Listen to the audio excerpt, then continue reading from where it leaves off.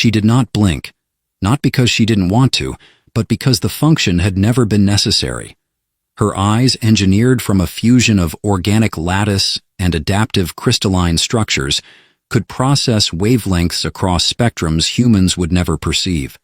She could see the slow rot of a dying star, the ghostly hum of electromagnetic fields coursing through the air, the microscopic waltz of bacteria breaking down organic matter on an uneaten sandwich abandoned on a park bench. And yet, as Theta 973 stood on the edge of a dimly lit Earth street, watching humans go about their business, she felt something deeply unsettling. She did not understand them. Her mission had been simple: descend, observe, analyze, report. She had done this countless times before, across dozens of planetary systems, gathering data on the strange, scattered life forms that populated the universe. And yet, something about humans was different. They were wildly unpredictable, chaotic in ways that defied even her most sophisticated projections. A group of them crossed the street when the pedestrian signal was still red, ignoring the glowing warnings of their own infrastructure. Another man walked in circles, talking to himself. No visible communication device, no data link, just speaking into the air as though the empty night was an old friend. Then, there was the woman standing outside a shop window, staring at a pair of shoes with such intense longing that Theta 973 had to recalibrate her scanners. Why did they react this way to inanimate objects? What was this strange compulsion? She had studied emotional responses in theory, of course. Desire, attachment, sentimentality, all evolutionary artifacts of lesser species. Her own kind had transcended such primitive inefficiencies millennia ago. But Earth was teeming with them. And for the first time in her meticulously engineered existence, Theta 973 felt a creeping, almost imperceptible sensation inside her. She wanted to understand. That was the first anomaly. The second was him. Theta 973 had not intended to engage directly with a human so soon. Standard protocol dictated that she remain unnoticed for at least 3 planetary cycles before initiating any physical interaction. Yet when she rounded the corner and nearly collided with him, protocol unraveled in an instant. He was taller than her human form, though most humans were. He had dark, unkempt hair, as though he had lost an ongoing battle with gravity, and his eyes were sharp yet strangely warm. His jacket was frayed at the edges, his shirt bore evidence of caffeine-based spills, and his shoes, unlike the ones in the shop window, looked like they had seen several wars. "Whoa," he said, catching himself mid-step. "You okay?" Theta 973 blinked. An unnecessary reflex. A mistake. "Yes," she said automatically, though she wasn't entirely certain. The human squinted at her, then smiled, a facial expression that involved an unnecessary number of muscles. "Sorry, didn't mean to startle you. You looked kinda lost?" Lost. She was not lost. She had landed within 0.0003 degrees of her intended coordinates. She had a perfect spatial awareness of her surroundings. Her mission was clear, and yet she found herself saying, "I am lost." That was a lie, a useless fabrication. Why had she said that? The human's smile widened. "Yeah, I get that. Welcome to the club. First time in the city?" Theta 973 hesitated. "Yes." "Figures. You've got that first time on Earth look." For a fraction of a second, every alarm system in her internal framework screamed in unison. He knew. He had seen through her disguise. She was compromised. She would have to initiate a contingency protocol, wipe his memory, possibly vaporize. Then he gestured vaguely at the city around them. "Too many flashing lights, weird smells, people bumping into you? It's overwhelming, right?" Theta 973 processed his words. Ah. He had merely misinterpreted her inexperience as the disorientation of a newcomer. "I will adjust," she said. He grinned. "Good attitude. Name's Ethan, by the way. A name. A unit of human identity, bound to emotional and social significance.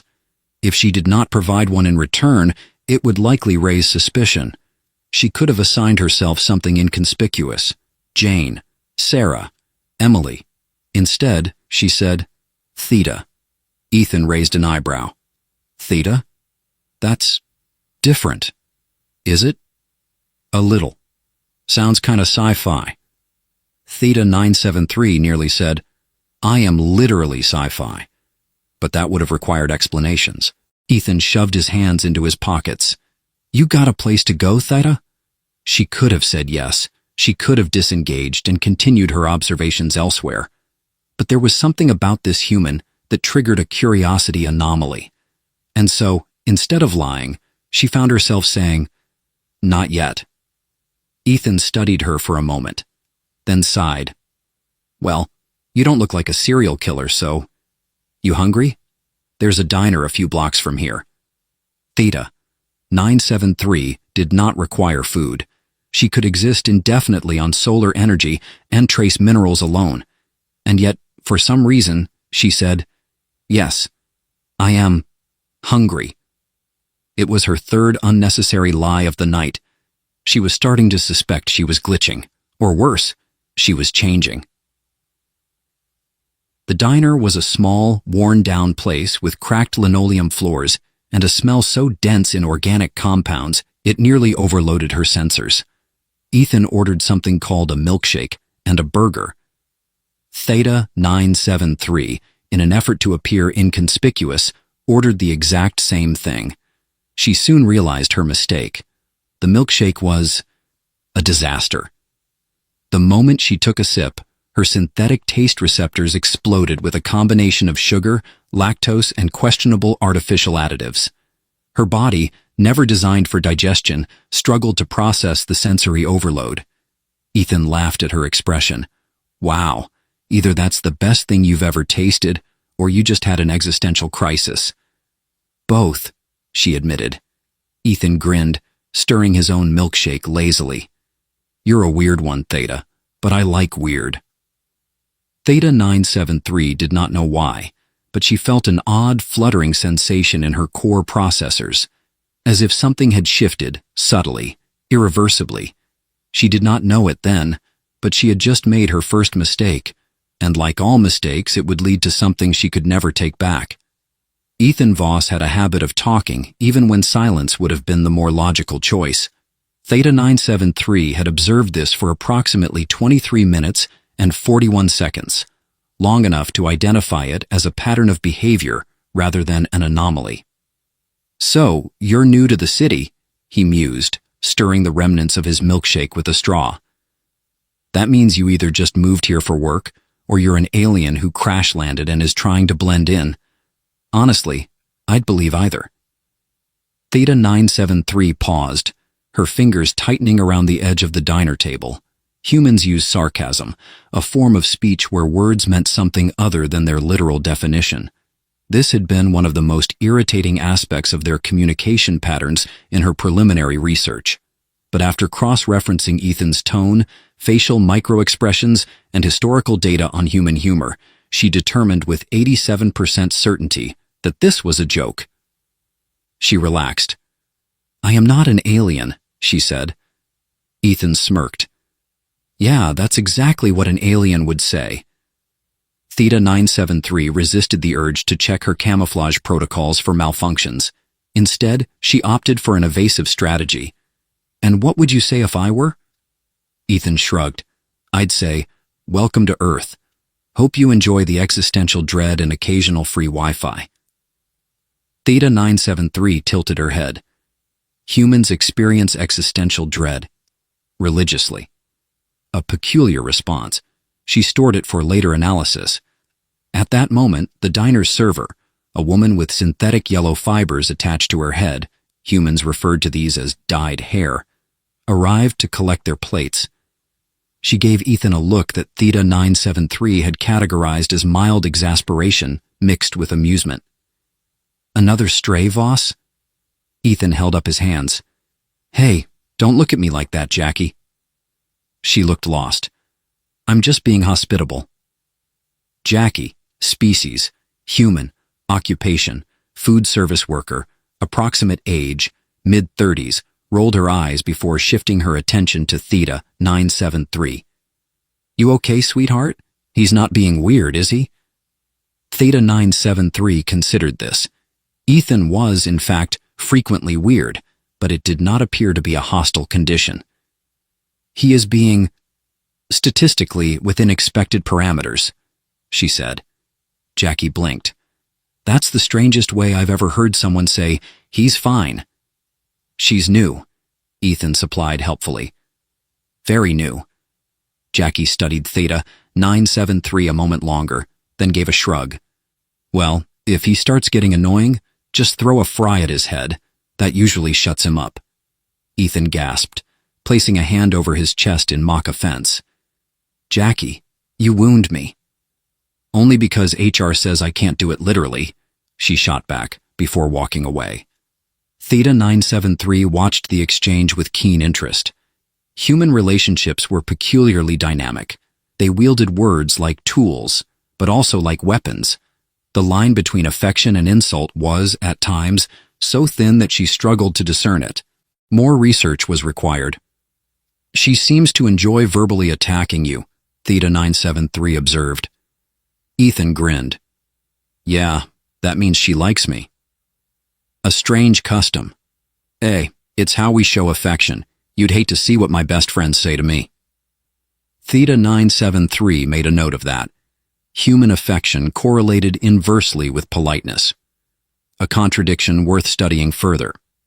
After paying for their meal, Ethan using an archaic transaction method called a debit card, which she had not yet had time to acquire, he led Theta 973 out onto the street. The night had deepened, city lights glowing against the darkness, in a way that mimicked the artificial skylines of off-world colonies she had once surveyed.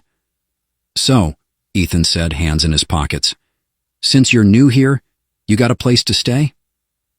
Theta 973 hesitated. A simple question with no simple answer. She could say yes.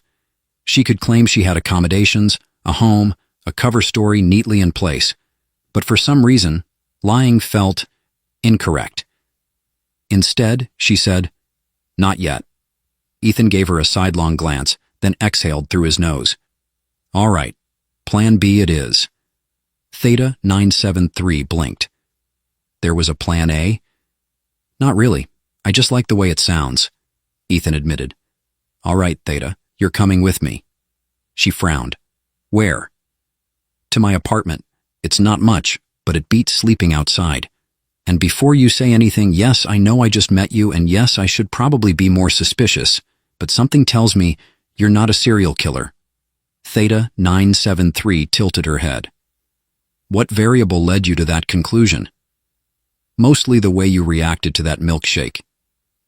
She considered this. Humans were very bad at risk assessment. "I do not require sleep," she said, "and I do not require shelter." Ethan raised an eyebrow. "Uh-huh, and I suppose you don't require food either." "No." Ethan clicked his tongue.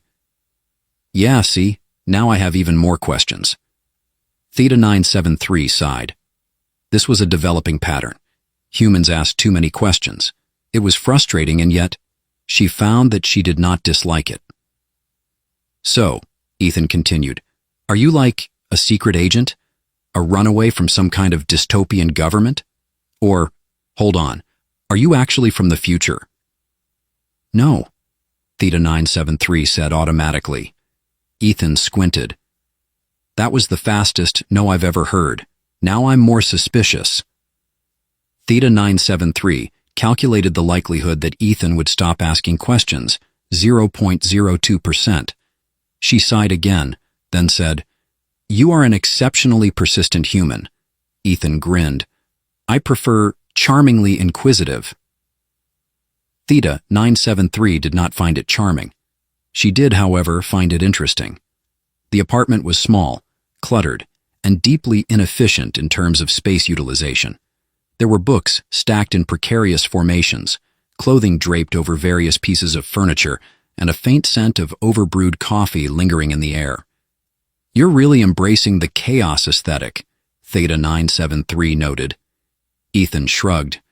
I like to think of it as organized disaster. Theta 973 took a seat on the couch, testing its structural integrity. Ethan flopped onto an adjacent chair, stretching his arms behind his head. So, Theta, if I ask too many questions, let me know, but what's your deal? Theta 973 hesitated. What was her deal? She had come to this planet expecting to observe, to analyze, to remain detached. Instead, she had ordered a milkshake. She had followed a human.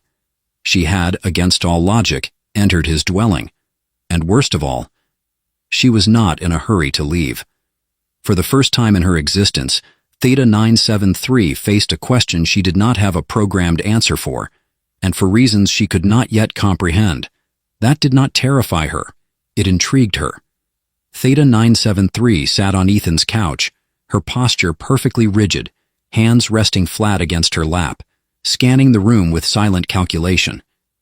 The space was an overwhelmingly human mess, books stacked precariously, electronic devices tangled in their own wires, clothing draped over furniture in a way that suggested an ongoing struggle with organization, rather than a complete surrender to entropy. Ethan, however, seemed unfazed by his personal chaos. He leaned back in his chair, stretching his arms behind his head. So, what's the deal with you, Theta? You got a job lined up, or are you just vibing through life right now? Theta 973 blinked. Vibing? This was an unfamiliar term. She accessed her internal database and attempted a real-time linguistic decryption. Vibing, verb, informal, human. 1. To exist in a state of relaxation and or enjoyment. 2. To lack clear direction but proceed regardless. 3. To synchronize emotionally with a situation or environment. Theta 973 considered this. She was certainly not relaxed, she did not feel enjoyment, and the idea of lacking direction made her processors recoil. So she answered, I am not vibing. Ethan laughed, shaking his head. Didn't think so. You've got serious on a mission energy. Theta 973's internal alarms pinged softly. A human recognizing her mission-oriented nature could be a security risk. But Ethan was not analyzing her with suspicion. Instead, he stretched out lazily, completely unthreatened, as if she were just another strange human navigating an unfamiliar city. She found this oddly disarming. Ethan pushed himself up from the chair. All right, since you're staying here tonight, you can crash on the couch. Theta 973 frowned. Crash? Not literally, he said quickly, raising his hands in defense. I just mean, you can sleep here. I do not require sleep. Ethan rubbed his temples. Of course you don't. You're just getting more mysterious by the second, huh? Theta 973 hesitated, revealing too much risked exposure, but withholding too much risked suspicion. A balance had to be maintained. I have undergone conditioning that minimizes my need for rest, she said carefully. Ethan snorted. Wow, sounds like capitalism got to you early. Theta 973 ran a rapid scan for historical context. Capitalism, a human socio-economic structure that frequently forced individuals into overwork and financial servitude. Ethan was making a joke. Her logical response should have been to ignore it. Instead, her voice responded automatically, I have not been captured by capitalism.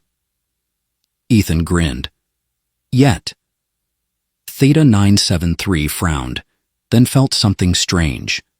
A flicker of something warm at the edges of her processes.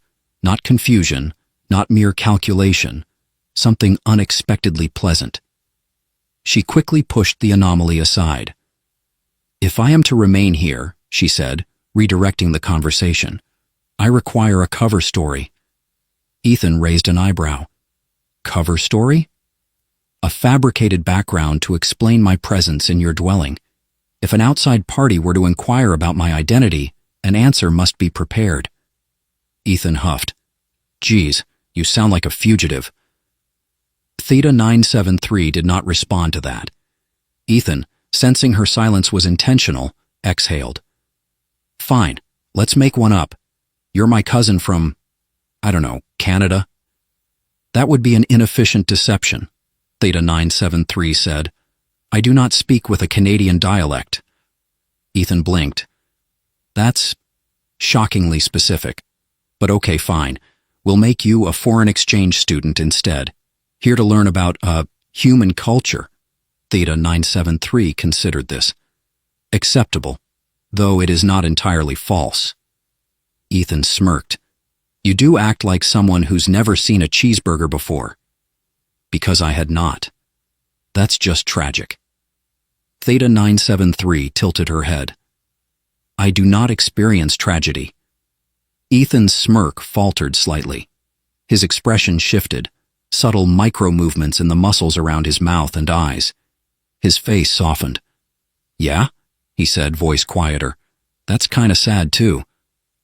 Theta 973 did not know why, but something in his tone made her internal temperature rise by 0.3 degrees. She was malfunctioning. She had to be. Midnight, silence, and a faint sense of discomfort. Humans had an odd ritual before sleep. Ethan called it winding down, turning off electronic devices, changing into loose fabrics designated for sleeping, brushing his dental structures to prevent decay. Theta 973 had no need for such routines. She sat on the couch, motionless, observing. Ethan eventually emerged from a small room, rubbing his hair with a towel. He looked different, less structured. His usual layers of worn-out city clothing had been replaced with a simple t-shirt and loose-fitting shorts. All right, I'm beat, he muttered, flopping onto his bed. Try not to, stare at me while I sleep. That'd be creepy. Theta 973 frowned. Define creepy. Ethan opened one eye.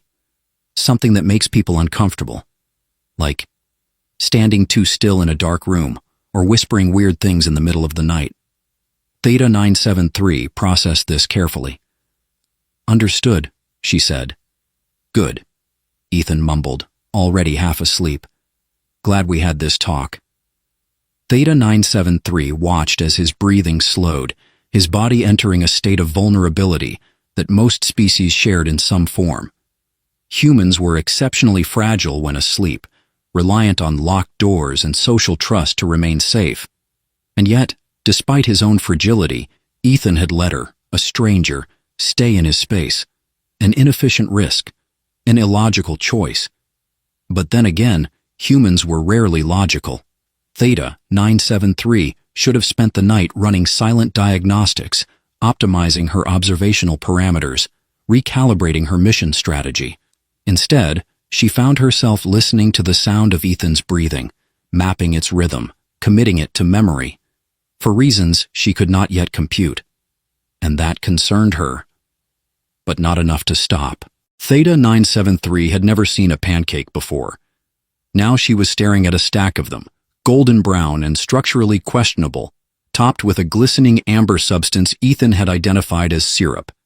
The pancakes were irregular in shape, slightly uneven, and exuding a scent that her olfactory receptors categorized as pleasant, but unnecessarily sweet. Ethan, seated across from her at the small kitchen table, took a large bite of his own pancakes and let out a satisfied groan. God, I make a mean pancake. You don't know what you're missing, Theta. Theta 973 tilted her head. That is factually inaccurate. I am currently analyzing the missing experience in real time. Ethan chuckled, mouth full. I can't tell if you're being sarcastic or just really precise. Yes, Ethan snorted. All right, well, I'm making it my personal mission to introduce you to the wonders of breakfast food. First, pancakes. Next, waffles. And one day, the forbidden fruit. He leaned forward, eyes gleaming with mock seriousness. Bacon. Theta 973 frowned. I have read about bacon. It is composed of cured animal flesh, highly processed and frequently overconsumed. Humans appear to have a paradoxical relationship with it, both exalting and fearing its long-term effects. Ethan pointed his fork at her. Exactly. That's what makes it taste so good. The danger. Theta 973 stared at him. You consume food for the thrill of mortality? Sometimes, yeah. He took another bite. Anyway, are you going to try the pancakes or just study them like they're a rare artifact? Theta 973 hesitated. She did not require food. She did not experience hunger. Consuming organic material was an unnecessary process, a distraction from her primary objectives. And yet, she reached out, took a forkful of pancake and brought it to her mouth. The texture was softer than anticipated, almost fluffy. The syrup was overwhelmingly sweet, an aggressive sensory input that momentarily hijacked her focus. Ethan watched her expectantly. She swallowed. "It is adequate," she said. Ethan gasped. "Adequate? Ma'am, these are top-tier pancakes, possibly the greatest ever made in a low-budget apartment kitchen." Theta 973 poked at the stack on her plate. "They are structurally inefficient." "Yeah, well, so are humans, but here we are." Theta 973 paused. A strange sensation flickered in her core, something like amusement, though she quickly labeled it as irrelevant data. Still, she took another bite. For science. After breakfast, during which Ethan continued his relentless campaign to introduce her to the joys of excessive maple syrup, he leaned back in his chair, stretching. "So, Theta, what's your plan?" Theta 973 raised an eyebrow. "Clarify." "Well, you said you don't have a place to stay. You don't have a job. You don't even seem to have, like, a backpack or anything. If you're going to stick around, you're going to need a cover, and that means blending in." Theta 973 frowned. "You are suggesting I obtain employment?" Ethan grinned. "Welcome to capitalism, baby." Theta 973 drummed her fingers on the table. The idea of working in a human establishment was illogical. It would waste time, create additional variables, and increase the risk of exposure. And yet, where would I acquire such employment? She asked slowly. Ethan shrugged. Depends. What are you good at? Infiltration, stealth, advanced computational analysis, hand-to-hand combat, linguistic decryption, tactical evasion. Theta 973 considered how many of these would be useful at a coffee shop. I am unsure. Ethan tapped his fingers against his mug, studying her. Then he grinned. I have an idea. Theta 973 did not trust that grin. The experiment of customer service. Welcome to Zippy Java, where the coffee is strong and the existential dread is stronger. Theta 973 blinked at the overly enthusiastic young woman standing behind the counter. She was wearing a bright red apron and an expression of someone who had already consumed too much caffeine. Ethan nudged Theta 973 forward. This is my friend, Thea. She's looking for a job. Theta 973 made a mental note of the altered name. The barista who had introduced herself as Mia, species, human, energy level, dangerously high, beamed at her. Oh, well, do you have experience in coffee making? Theta 973 opened her mouth, paused, considered what answer would be least suspicious. I am proficient in theoretical knowledge of coffee preparation. Mia blinked. Huh, that's a fancy way of saying no, but I respect it. Ethan grinned. She's a fast learner and super detail-oriented. I bet she'd be great at making coffee. Mia hummed, eyeing Theta 973 with an expression of deep human contemplation. All right, Thea, she said, grinning. Trial shift. Right now. Let's see if you can survive the espresso machine. Theta 973 assessed the machine. Steel construction, multiple knobs and buttons, emits high-temperature steam. It appeared hostile. Still, she squared her shoulders. I accept your challenge. Mia chuckled. I like you already. Theta 973's first interaction with the espresso machine resulted in approximately 14 unexpected noises, 3 minor steam burns, and 1 near-catastrophic overflow incident. Mia remained strangely enthusiastic throughout the ordeal. You know, I've trained a lot of new hires, and you're definitely unique. Theta 973 struggling to pour milk into a cup without it turning into an abstract disaster, responded flatly, "I am aware." Ethan, who had been watching from the sidelines, had the audacity to smirk. "You got this, Thea. Just pretend it's a high-stakes mission." Theta 973 shot him a glare before accidentally pouring too much foam into the cup, creating a blob-like formation that resembled something unsettling. Mia peered at it. "Hey, that kinda looks like a—" "Do not assign it meaning," Theta 973 interrupted. Ethan burst out laughing. Despite everything, the absurdity of working a human job, the chaotic unpredictability of beverages, and the increasingly suspicious amount of foam-related incidents, Theta 973 found herself not entirely hating the experience, which was, in itself, a disturbing revelation. She was adapting, she was blending in, and worst of all, she was starting to enjoy it. Theta 973 had calculated that it would take exactly 72 hours to master the art of making coffee. She was incorrect. Human coffee machines were irrational devices. Their levers required an unpredictable amount of force, their steam wands operated on temperamental whims, and their milk foaming process had the precision of a drunken probability engine. After 5 shifts at Zippy Java, Theta 973 had compiled the following data points. 68% of customers were in a state of existential exhaustion before receiving their coffee. 12% believed their beverage choice defined their entire personality. 100% were deeply emotionally attached to the concept of correct foam texture. And, most importantly, Ethan found immense entertainment in her struggle.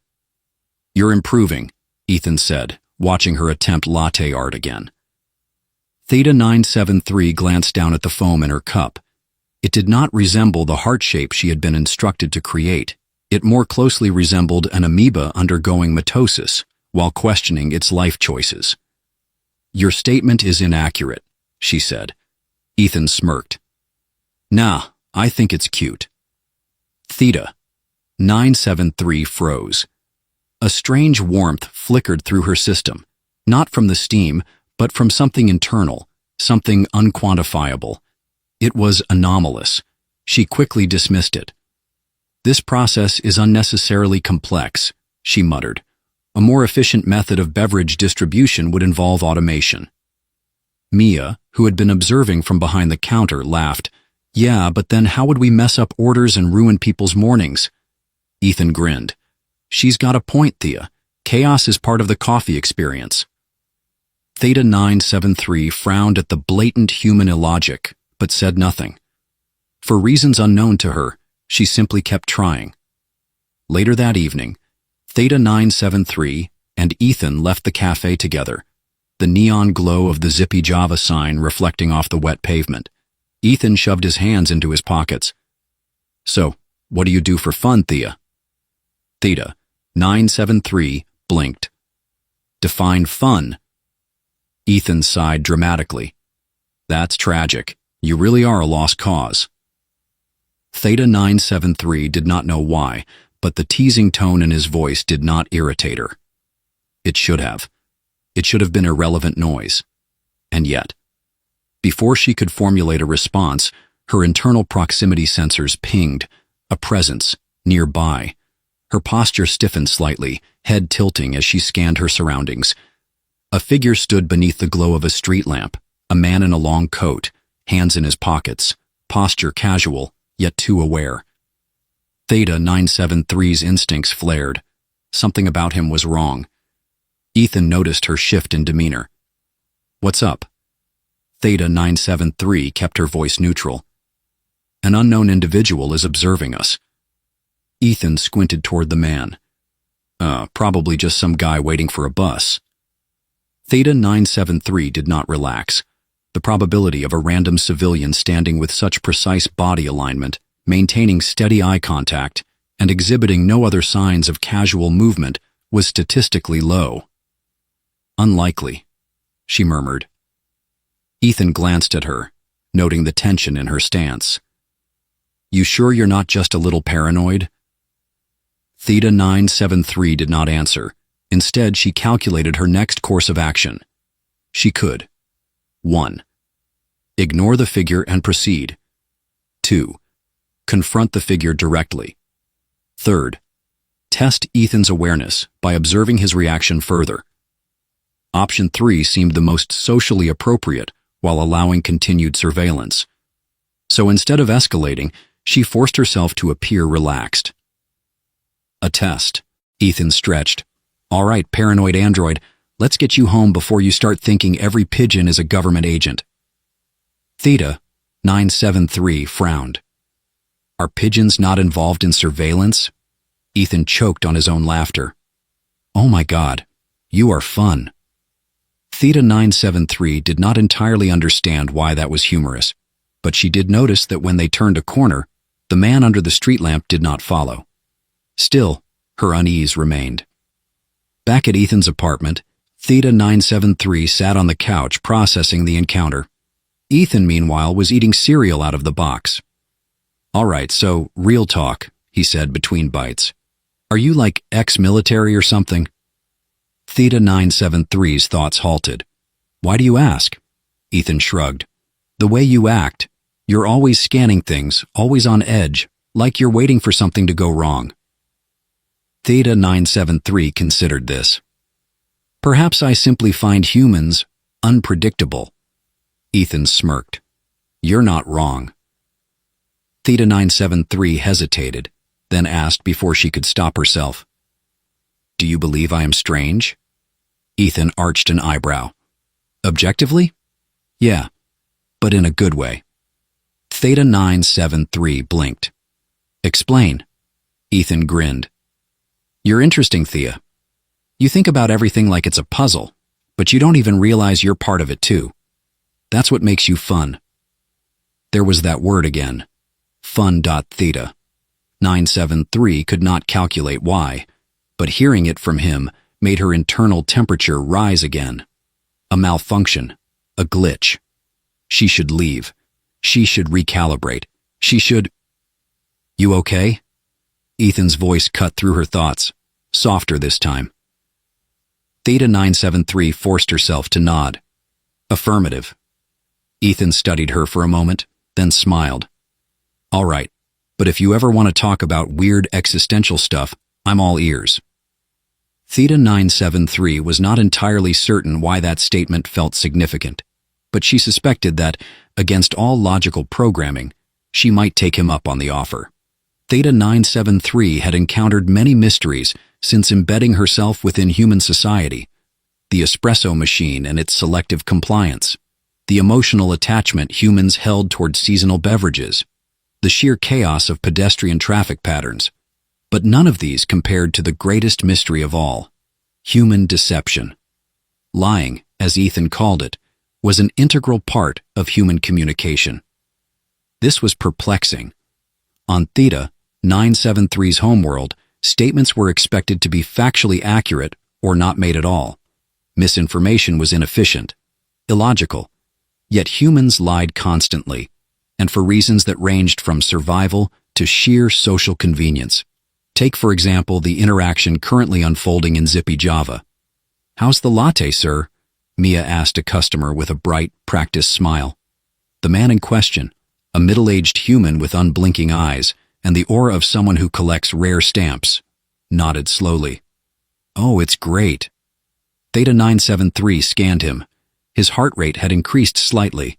The micro-twitch in his upper lip suggested hesitation, and the fact that he had taken precisely 2 sips and then subtly moved the cup further away indicated clear avoidance. A lie. Mia, however, simply grinned. Awesome. Let me know if you need anything else. As soon as she turned away, the man shoved the cup toward the edge of the table, as if hoping it would cease to exist. Theta 973 was fascinated. As she stepped back behind the counter, she turned to Ethan. He was dishonest. Ethan, leaning against the espresso machine with his arms crossed, snorted. Welcome to customer service, Thea. Theta 973 frowned. I do not understand the purpose of his deception. Ethan shrugged. He probably didn't want to be rude, Social survival, you know. Theta 973 stared at him. Survival? Is he in danger? Ethan laughed. Not life or death survival, just social survival. Humans don't always say exactly what they mean. Sometimes telling a small lie is easier than confrontation. Theta 973 processed this. Inefficient. Sure, Ethan agreed, but we're not built for efficiency. We're built for awkwardness and bad decision-making. Theta 973 had already deduced this. Still, her internal systems flagged this concept as noteworthy. Humans lied not only for strategic advantage, but for comfort, for preservation, for kindness. She would need to test this further. After her shift, Ethan suggested stopping by a local arcade, which, as he described it, was a place where humans exchanged currency for temporary digital joy. Theta 973 found this concept both irrational and intriguing. As they walked, however, Ethan abruptly turned to her. Hey, by the way, we should probably come up with a solid cover story for you. Theta 973 blinked. Clarify. Well, Ethan said, right now you have no ID, no work history, and no traceable past. If anyone gets curious, it's going to look suspicious. Theta 973 frowned. He was correct. Despite her efforts to blend in, there were still gaps in her fabricated identity. Ethan grinned. All right, let's brainstorm. Where are you from? Theta 973 hesitated. Nowhere significant. Ethan wiggled his fingers dramatically. Ooh, mysterious. Okay, let's go with Minnesota. Theta 973 narrowed her eyes. Why? Ethan shrugged. Nobody questions someone from Minnesota. Theta 973 considered this. I have not studied the statistical probability of that claim. You should, Ethan said. Minnesotans are like aggressively unremarkable. Perfect cover. Theta 973 filed this information away for later analysis. Ethan continued. Okay, next. Job history. What's the least suspicious career for someone who knows way too much about physics and infiltration? Theta 973 tilted her head. Tax accountant? Ethan burst out laughing. God, that's good, he said. All right, you're a former Minnesota tax accountant, and you moved here for, personal reasons, Theta 973 said. Ooh, nice touch. Mysterious, yet believable. Ethan flashed a grin. We're going to make a great pair of liars. Theta 973 was not entirely comfortable with that statement, but she did not correct him. The arcade was a cacophony of flashing lights and electronic noise, filled with humans attempting to achieve meaningless high scores. Ethan led her to a game called Galactic Showdown, a space combat simulator. All right, this one's simple, he explained, inserting tokens. Shoot the enemy ships, dodge the laser blasts, be a hero. Theta 973 took her seat. Understood. The game began. Within 3 minutes, Theta 973 had destroyed every enemy ship, reached the maximum score threshold, and triggered a glitch in the leaderboard system. Ethan, jaw dropped, stared at the screen. What? Theta 973 glanced at him. Was that not the intended objective? Ethan slowly turned to her. You just beat the entire game in record time. I've never even seen someone hit that score. Theta 973 blinked. Was this a test? Ethan groaned. I was supposed to impress you. Theta 973 tilted her head. Why?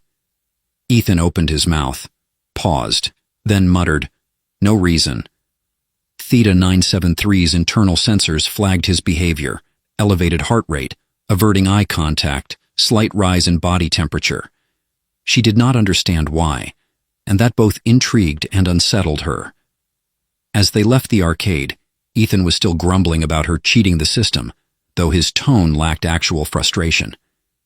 Theta 973, however, was still processing something else. Ethan had lied, not for deception, not for strategy, but for something else. And for the first time she wondered, had she ever lied before? Not outright, not in the human sense. But she had hidden things. She had avoided questions. She had told herself that what she was experiencing, these flickers of curiosity, of warmth, of something she could not define, was simply irrelevant data. And yet, if humans lied for comfort, then maybe, just maybe, she had been lying to herself all along. Theta 973 had calculated that this moment was inevitable. It had started as an anomaly, a statistical outlier, a glitch in her otherwise perfect programming. But now, standing in the dim glow of Ethan's apartment, staring at him as he blinked at her in confusion, she realized the anomaly had become her reality, and she had no idea what to do about it. "Wait, hold on," Ethan said, rubbing his temple. "Let me process this." Theta 973 gave him exactly 3 seconds before she continued. "I am not human." Ethan exhaled. "Yeah, got that part." "I am an off-world entity with enhanced cognitive processing, engineered to observe and integrate into foreign environments." Ethan nodded slowly. "Uh-huh. And I am experiencing what I believe is classified in human terms as an emotional crisis." Ethan opened his mouth, then closed it, then opened it again. "Like, right now?" "Affirmative." He let out a breathless laugh, rubbing his face. "Okay, you know what? Sure, let's just roll with it." Theta 973 frowned. "You are not alarmed?" "Oh, I am," Ethan said. "I'm having like a full existential breakdown, but that's a tomorrow problem. Right now I need to focus on whatever the hell this is." He gestured vaguely at her. "So, what exactly does an emotional crisis look like for you?" Theta 973 hesitated. Then, before she could stop herself, she said, "It looks like you." Silence. Ethan froze. Theta 973 continued, voice steady but uncharacteristically uncertain. "You are the variable I failed to account for, the pattern I could not predict. You make no logical sense, and yet—" She inhaled sharply. "I find myself compelled to remain in your presence." Ethan stared at her. His expression shifted. Shock, realization, something softer. "Are you saying—" He trailed off, then let out a breath.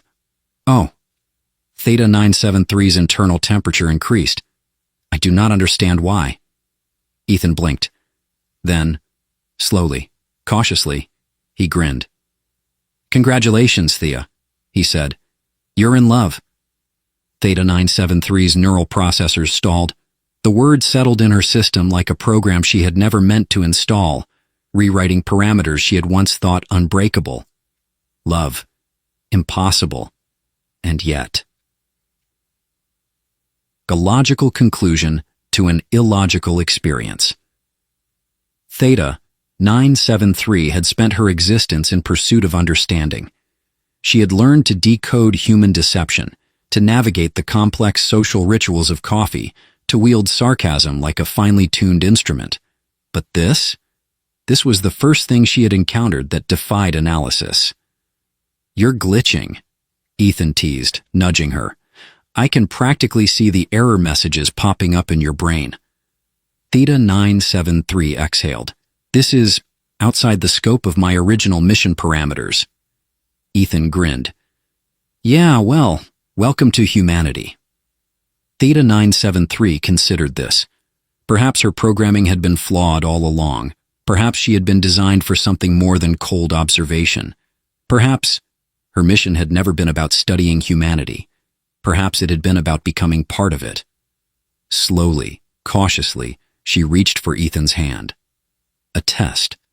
A variable introduced to an unknown equation. Ethan stilled. Then, softly, easily, he held on. And Theta 973, for the first time in her existence, stopped calculating. She simply let herself feel. The mission status: incomplete. Observational study: ongoing. Conclusion: human emotions remain scientifically unsound, but some impossibilities are worth believing in.